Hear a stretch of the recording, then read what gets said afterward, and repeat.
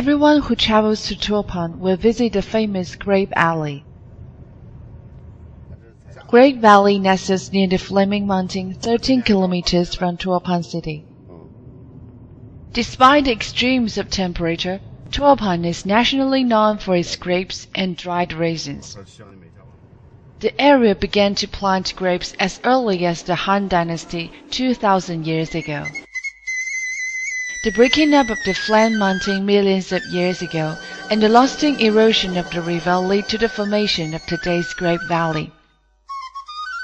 The cultivated area in Grape Valley runs 8 kilometers from north to south and has a width of 0.5 kilometers at the mouth of the valley. Now nearly 80% of the raisins in China are produced here. The hot and dry weather makes them especially sweet.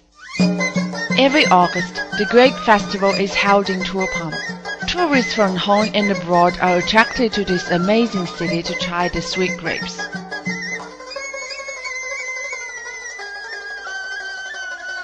In summer day, walking along the Great Corridor, you will see countless strings of grapes hanging on the racks. Every grape is glassy and juicy. They can be as green as emeralds, some as red as agate, some as small as pearls, while others are like olives. Nearly 100 different varieties of grapes are grown in the valley, including the seedless white grapes, horse milk grapes, white grapes, and red rose grapes. This green paradise of 988 acres is covered with layer upon layer of grapes.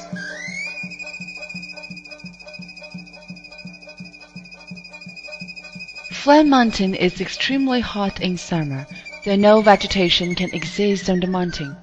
However, the Grape Valley is comfortably cool with an average temperature 3 to 5 degrees lower than that in the city.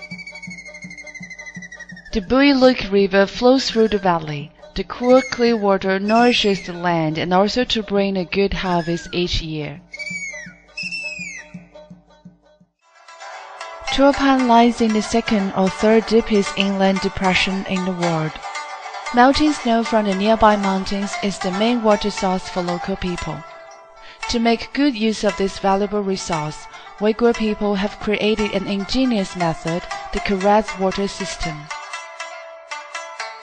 Arriving at the Karez paradise of Turpan, visitors will learn about the construction process of the system, its original appearance and its history, and also enjoying grapes irrigated by the water from the Karez Water System.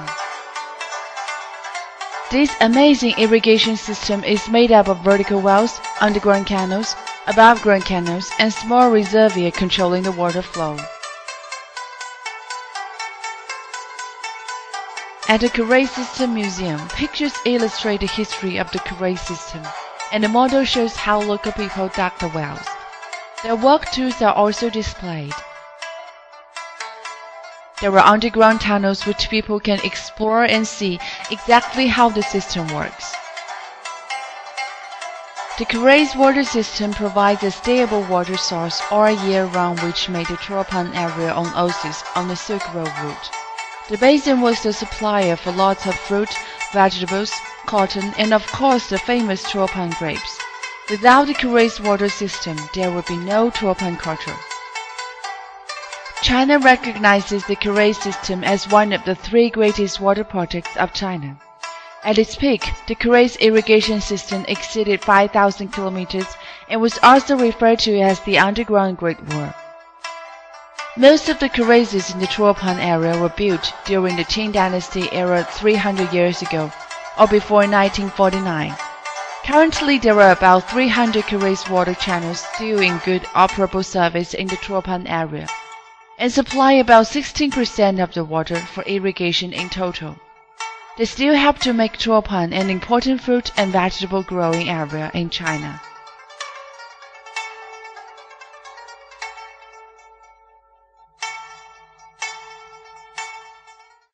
Standing 2 kilometers east of Turpan, Emin Minaret is also called Sugongtar. It stands by the Uighur mosque and was built in the year of 1777 by the Suleiman to commemorate achievements of his father, Emin Koja, a heroic Turpan general who defended the unification of China throughout his life. The tower is the tallest minaret in China, with height of 44 meters. It is in the shape of tapir with the top small and a large base. The diameter of the base is 10 meters. Right beside the minaret stands the mosque, one of the largest mosques in Xinjiang. The Grand Mosque covers an area of 2,500 square meters and can accommodate 1,000 people despite its inconspicuous appearance.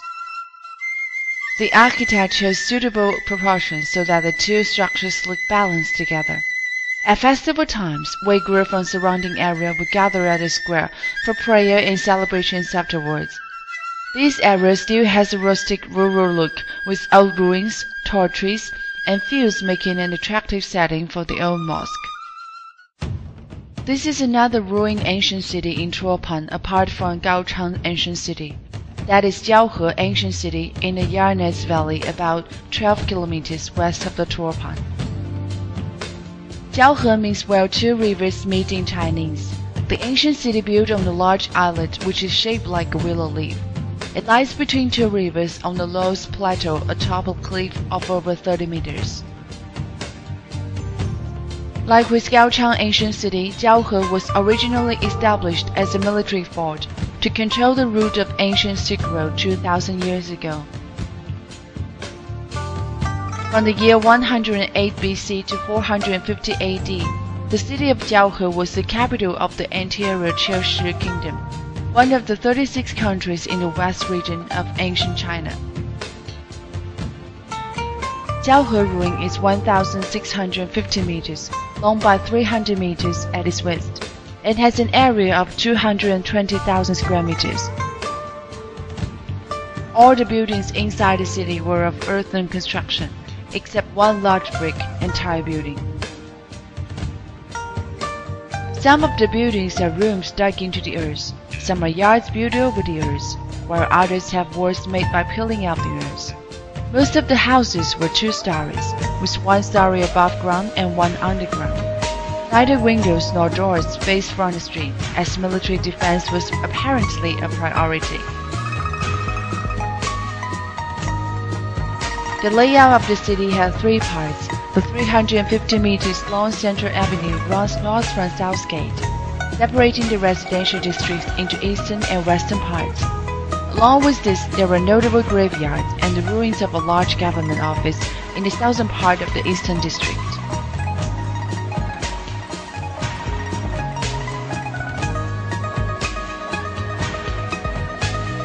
At the end of the avenue is the North District, which was reserved for religious activities. A large, well-preserved Buddhist temple, Jiaohe Temple, stands there and is one of the biggest remaining ruins in the city, having an area of 5,000 square meters.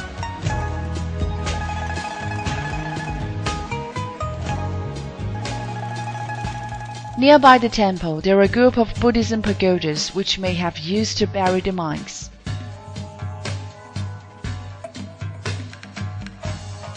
The steep cliffs more than 30 meters high on both sides of the river acted as natural barriers to defend the Jiaohe city. According to historical records, it was home to 700 households, 6,500 residents, plus 865 soldiers at its peak. It suffered a similar fate to that of Gaochang Ancient City. Jiaohe City was badly damaged after an invasion by the Mongols, and the drier and colder climate associated with the Little Ice Age caused people to abandon the former fortress city in 14th century. The site that we see today features Tang Dynasty architectural style of the 7th to 8th century.